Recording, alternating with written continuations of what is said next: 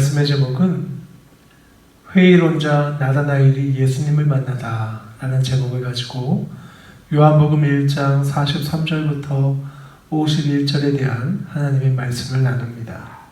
요한복음 1장 43절부터 51절입니다. 다 찾으신 줄 알고 함께 합독합니다. 이튿날 예수께서 갈릴리로 나가려 하시다가 빌립을 만나 이르시되 나를 따르라 하시니 빌립은 안드레와 베드로와 한 동네 베세다 사람이라.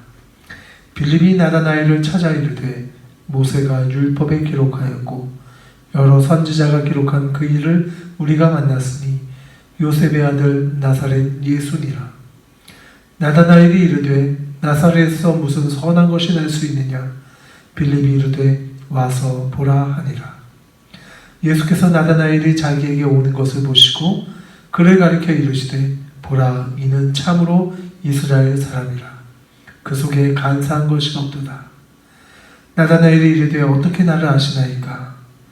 예수께서 대답하여 이르시되 빌립이 너를 부르기 전에 내가 무화과 나무 아래에 있을 때 보았노라.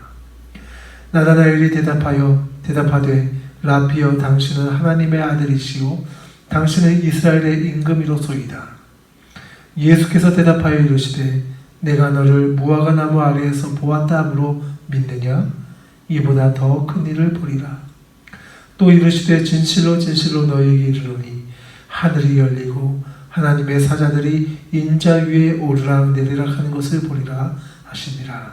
아멘. 오늘 우리는 성경에서 나다나엘이라고 하는 성경의 인물을 만납니다. 근데 그를 수식하는 여러 단어 중에 그의 또 다른 이름인 바돌롬이라고 하는 이름도 있지만 회의론자라고 하는 그를 설명하는 수식어가 있습니다. 회의라는 것이 무엇이냐면 절대적인 진리의 존재와 또 객관 세계에 대한 인식의 가능성을 의심하고 궁극적인 판단을 하지 않는 그러한 생각 또는 그러한 생각을 하는 사람을 가리켜 회의론자라고 합니다. 우리도 때때로는 이런 생각을 가지면서 살아가죠. 앞으로 내 삶에 좋은 일이 더 있겠어? 과연 그 말대로 그 말씀대로 되겠어? 이러한 믿음의 회의가 될 때 우리는 어떻게 해야 하는가? 오늘 성경 말씀을 통해서 성경에 나오는 회의론자 나다나엘에게 다가가셨던 예수님에게서 우리는 그 답을 찾을 수 있을 거라 생각합니다. 먼저 예수님 당시에는 대학이라는 것이 없었습니다. 유명한 스승을 찾아가 그의 문화생이 되는 것이 그 당시의 교육 방법이었습니다. 당대의 스승이라고 하는 유명한 세례 요한이 있었고요. 그는 인기도 많았고 그 밑에 따르는 문화생 중에는 오늘 성경에 나오는 안드레와 빌립이라고 하는 주님의 제자도 그 가운데 있었습니다. 세례 요한의 주된 메시지는 장차 다시 오실 메시아에 관한 것이었습니다. 요한은 하나님의 어린 양으로 그 메시아를 칭했지요. 하지만 그 중에는 메시아에 대한 회의적인 생각을 가진 사람들도 더러 많이 있었습니다. 나다나엘도 예수 그리스도를 만나기 전까지는 그러한 회의론자였습니다. 그리고 그는 나사렛에서 무슨 선한 것이 나오겠어 라고 말했던 것이지요. 우리는 나다나엘을 좀 살펴보기를 원합니다. 그에게 빌립이 와서 내가 만나볼 랍비라는 분이 한 분 계신데 그분에게 우리의 삶에 대한 여러 인생의 문제에 대한 답을 그분이 가지고 계셔. 근데 그분은 갈릴리 나사렛 출신이야 라고 말했던 것입니다. 나다나엘은 설마 나사렛에서? 라고 하면서 그 내용을 비웃는 장면이 오늘 성경의 본문의 내용입니다. 당시 예루살렘 사람들은 나사렛, 그 갈릴리 출신들을 아주 우습게 보았습니다. 마치 대도시에 사는 사람들이 시골 출신의 사람들을 무시하는 것처럼 말이죠. 그런데 재미있는 사실은 나다나엘도 예루살렘 출신이 아니라 갈릴리 출신이었다는 것입니다. 그런 그도 갈릴리 출신인 그도 나사렛 같은 곳은 함부로 여겨도 된다고 업신여기고 멸시했던 것이죠. 나사렛은 갈릴리 중에서도 더 낙후된 시골이기 때문에 그는 그렇게 생각했습니다. 마치 세상으로부터 무시당하는 사람이 자신보다 더 부족한 사람을 보면 더 멸시하는 그런 모습이었습니다. 그러면서 나다나엘은 나사렛 출신 자에게 어찌 우리 인생의 중요한 질문에 대한 답이 있다고? 나사렛 출신인데 그럴 리가 없지 라고 하는 멸시의 눈빛을 그에게 보냈습니다. 마치 지금 우리가 사는 이 시대와 똑같습니다. 기독교에 참된 진리가 있다고? 고작 기독교에? 이 시대에 사람들은 자신이 생각하는 기독교에 대해서 조롱하기 시작했습니다. 주일학교를 한 번이라도 다녔던 사람들은 기독교라면 나도 잘 알아. 나도 몸 담았어. 그런데 알고 보니 별거 없더라고. 이러한 멸시의 시선을 주는 것과 진배 없다는 것입니다. 만약 이 말씀을 듣는 여러분들 가운데 기독교를 바라보는 시선이 이와 같이 회의적인 태도라면 우리는 반드시 이 점을 고쳐야 합니다. 그 이야기를 함께 나눌까 합니다. 왜냐하면 이 멸시라고 하는 이 태도는 우리의 삶에 백해무익합니다. 이런 태도는 모든 문제 해결의 가능성을 파괴하고요. 모든 관계를 깨어지게 만드는 그러한 나쁜 습관입니다. 멸시요. 관계가 건강하면요, 삶 가운데 아무리 실망을 해도 고통과 좌절을 헤쳐나갈 수가 있습니다. 그러나 상대를 완전히 멸시하는 행위는 모든 문제 해결의 가능성을 파괴하게 만듭니다. 예를 들면 이런 겁니다. 우리가 열쇠를 잃어버렸다고 가정했을 때 우리는 먼저 열쇠가 있을 만한 곳을 먼저 찾아보게 되죠. 그 다음에 그곳을 찾다가 없으면 열쇠가 있을 리 없는 곳을 살펴봅니다. 저는 최근에도 그런 경험을 했는데 열쇠가 있을 리 없는 곳, 꼭 그곳에서 열쇠가 발견되는 경험들을 왕왕 하게 됩니다. 이와 같이 가능성에 대해서 멸시하는 태도는 문제 해결에 또 관계 개선에 가능성을 남기지 않기 때문에 참으로 위험한 일입니다. 그렇기 때문에 성도님들 간에, 교우님들 간에, 또 부부관계에 있어서 이런 회의적인 멸시라는 죄가 들어오지 않도록 우리는 각별히 조심해야 합니다. 기독교를 멸시함으로 많은 사람들이 그 가운데 참된 진리가 꽃피울 수 있는 기회의 싹수를 잘라버리는 안타까운 경우를 우리는 많이 봅니다. 지금은 우리가 보편적으로 당연하다고 생각하는 인권이 그러합니다. 그 당시에게 종에게는 인권이 없었죠. 하지만 기독교의 바른 가치, 모든 인간은 재능과 재물이나 인종이나 성별에 관계없이 하나님의 형상대로 지어졌고 모든 사람들이 존엄성과 권리를 지닌다는 이것은 로고스가 하나님이 인격체이다라고 하는 예수님의 가르침이 없었다면 오늘날의 인권의 기본 존재는 존재하지 않았을 것입니다. 또한 그때 당시에 승자 독식과 양육 강식이라고 하는 것이 시대 정신이었던 그때에 가난한 자를 돌보고 그들을 구제하고 긍휼히 여기는 것은 상당히 그때 문화에 비추어 봤을 때 이질적이고 파격적인 것이었습니다. 이같이 인간의 존엄성과 원수에게까지 미치는 그런 사랑의 절대성, 빈민과 고아를 구제하는 것들을 강조하고 받아들인 것은 기독교가 이 사회에 미친 이 시대의 혁신을 가져오게 된 것입니다. 이뿐만 아니라 성경의 가치관은 그 당시의 세계관에 큰 변화를 일으킵니다. 창세기만 보아도 어떻죠? 네, 장자 상속권이 그 당시에 사회를 지키던 제도였지만 성경을 보면 가인 대신 아벨을 선택하고 이스마엘 대신 이삭을, 에서 대신 야곱을 11명의 형들이 있음에도 불구하고 요셉을 택하신 것을 우리는 볼 수가 있습니다. 매번 하나님께서 하시는 방식은 세상이 예상하고 상을 주는 방식과 역행되는 것이었습니다. 비유적으로 본다면 하나님이 예루살렘 출신을 선택하는 것이 아니라 늘 나사렛 출신을 들어 하나님의 일을 진행한 것과 같은 것입니다. 창세기를 더 보면 고대 사회에서는 아이를 많이 낳는 것, 그런 여자들이 더욱더 존중받는 영웅시 여기는 그런 문화였습니다. 그렇기 때문에 여자에게 있어서 불임과 또한 불임은 수치와 오명의 어떠한 대명사였지요. 그런데 성경을 살펴보면 하나님께서는 여자를 통해 일하실 때마다 자녀를 낳지 못하는 사람을 택하시고 그들의 태를 여심을 우리는 볼 수가 있습니다. 세상에 보기에는 축복받고 사랑받는 여자보다 이 세상에서 멸시받는 여자를 하나님께서 관심하시고 택하신 것입니다. 하나님은 아브라함의 아내 사라를 택하시고 이삭의 아내 리브가를, 사무엘의 어머니 한나의 이야기, 요한의 어머니 엘리사벳을 들어 하나님의 일을 지어 성취하셨습니다. 이것은 세상의 가치로 차별받고 소외받아 상처받은 사람들에게 큰 위로와 소망을 주는 내용들입니다.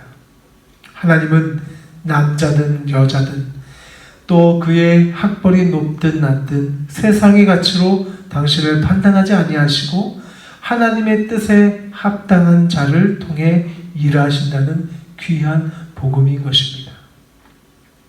세상은 당신을 여러 가지 이유로 차별하나 하나님은 당신을 여전히 사랑하시고 기회를 주신다는 것입니다. 사실 이것은 성경의 중심된 내용에서의 어떤 격가지에 불과합니다. 기독교의 그 핵심 내용을 살펴보면 상당히 놀라운 내용이 발견되지요.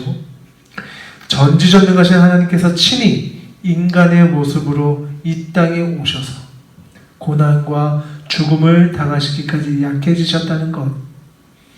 이것은 모두 이 말씀을 듣는 당신과 나를 위해서 우리 죄를 용서하시기 위해서 우리 대신 벌을 받으셨다는 놀라운 사실을 의미합니다. 이것이야말로 우리 인간이 상상할 수 있는 가장 놀랍고 철저한 헌신과 희생의 행위였던 것입니다. 이러한 기독교 윤리가 압축된 메시지가 바로 성경이 전하고 있는 복음입니다. 기독교가 다른 종교나 다른 사상의 체계와 구별되는 차이점이 바로 이 복음입니다. 다른 모든 종교는 신을 발견하고 자아를 발전시키는 노력을 강조합니다. 그런데 기독교는 이와는 반대를 강조합니다. 타 종교와 철학은 스스로 무언가를 해야만 신을 만날 수 있다라고 말하는데 기독교는 성육신된 예수님께서 이 땅에 먼저 오셔서 내 힘으로 할 수 없는 일을 대신하셨다, 그렇게 말씀하고 있는 것입니다.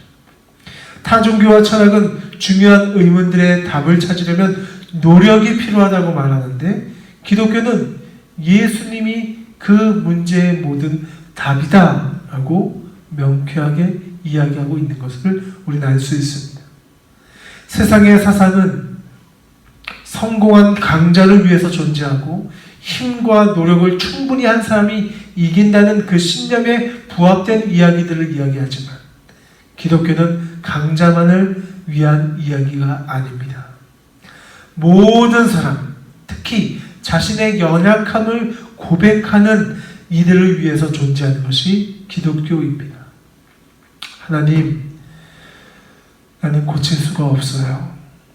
하나님, 내게는 결함이 있습니다. 하나님, 내게는 죄가 있습니다. 깊이 병들어 있습니다.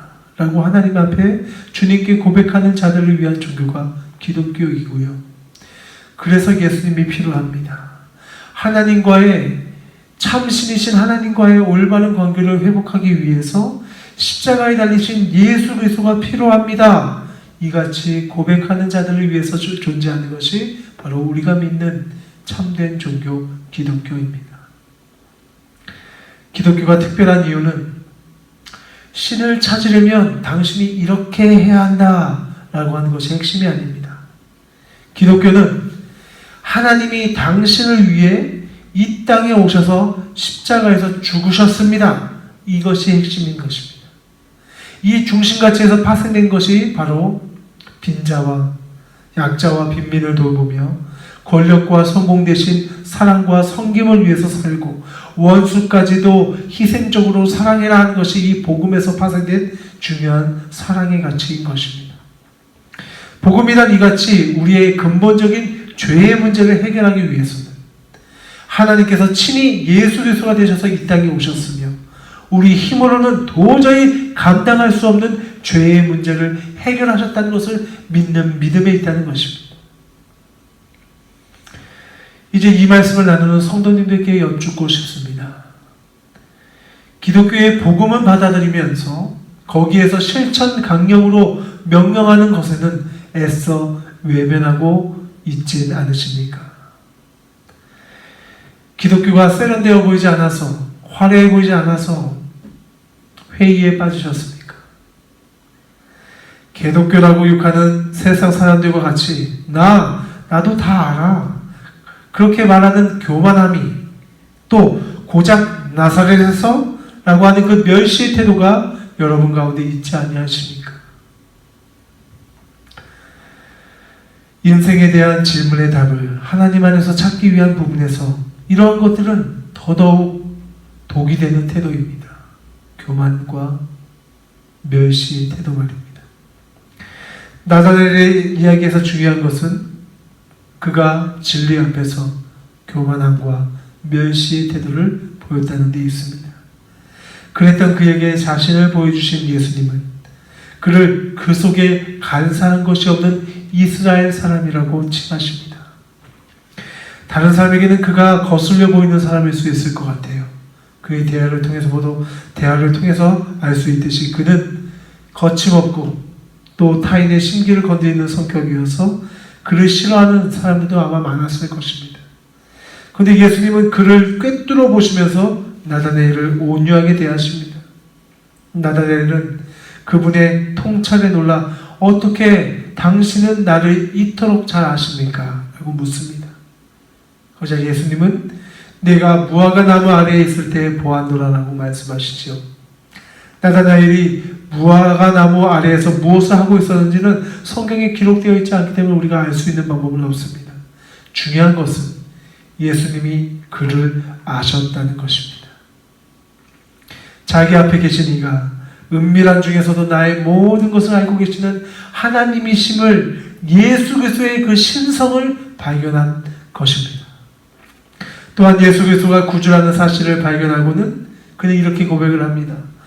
당신은 이스라엘의 왕이요 메시아로소이다. 빌립이 그를 예수님께 앞으로 인도할 때 그가 했던 말, 와서 보라. 와서 보니 예수 그리스도가 하나님이심이 믿어졌습니다. 구세주임을 발견하게 된 것이지요. 이 말씀을 묵상하면서 우리 자신을 이 말씀에 한번 비추어 보기를 소망합니다. 예수님이 내가 어느 곳에서 했던 그것을 내가 다 안다. 그 속에 간사한 것이 없는 이스라엘 사람이다. 참 나의 백성이라고 말씀하신다면 우리는 어떻게 한 예수님을 나의 구세주로 고백할 수 있겠습니까? 당신은 하나님의 아들이시요 당신은 이스라엘의 임금이로소이다. 이와 같은 고백을 우리가 할 수 있을까요? 이 시간 한번 깊이 한번 생각해 보기를 원합니다. 예수님은 당신의 모든 것을 기억하고 계십니다. 하나님을 멸시한 태도마저도 기억하심에도 하나님은 우리를 여전히 사랑하십니다. 하나님은 예루살렘 출신이 아닌 나사렛 출신을 선택하여 이 땅의 구원을 이루신 분이십니다. 스스로에게도 한번 질문해 보시기 바랍니다. 세상의 가치와는 다른 방식으로 하나님의 역사를 이루어 가셨음이 내게도 소망으로 다가오고 있으십니까? 나의 교만으로 기독교를 내 이웃을 멸시하진 않으셨습니까? 나의 멸시의 시선으로 이 세상의 가치관으로 하나님의 역사를 스스로 제한하진 않으셨습니까? 하나님께서 인간이 되셔서 성육신이 되어서 오신 이유가 나의 죄 때문임을 여러분 믿으십니까? 이 참된 복음, 그로 인해 파생된 온유와 섬김과 사랑과 구제와 긍휼이 내 삶에 있는가? 깊이 생각해 보시면서 하나님 앞에 감사하게 되시길 주님의 이름으로 축원드립니다. 이 모든 우리가 가질 수 있는 인생의 회의 앞에서 예수님은 우리를 기억하고 계시고 이보다 더 큰 일을 보리라는 말씀으로 우리에게 하나님 사랑을 보여주신다는 사실을 잊지 마시길 바랍니다. 이에 이어서 요한복음 1장 51절 말씀과 같이 하늘이 열리고 하나님의 사자들이 인자 위에 오르락내리락 하는 것을 보리라 하시는 그 말씀대로 하나님과 우리 사이에 중보자가 되신 예수님 앞에 우리가 가진 인생의 회의적인 질문이 사라지도록 하나님 앞에 기도하시길 바랍니다. 또한 내 삶에 이와 같은 멸시와 교만이 사라져 더욱 예수 그리스도를 굳게 믿고 예수 그리스도를 닮게 해달라고 기도하시는 복된 수요일 저녁이 되시길 주님의 이름으로 축원드립니다. 축도함으로 오늘 예배를 마치겠습니다. 이제는 우리 구주 예수 그리스도의 보혈에 의한 십자가의 은혜와 성부 하나님의 우리를 향한 그 선하신 사랑하심과 우리 안에 내주하사 우리의 구원과 소망의 성취를 이루시는 성령님의 은혜가 오늘 이 자리에 예수님을 참 진리와 생명의 구세주로 영접한 모든 주의 백성들의 머리머리 위에 이제로부터 영원토록 함께 있을지어다. 아멘.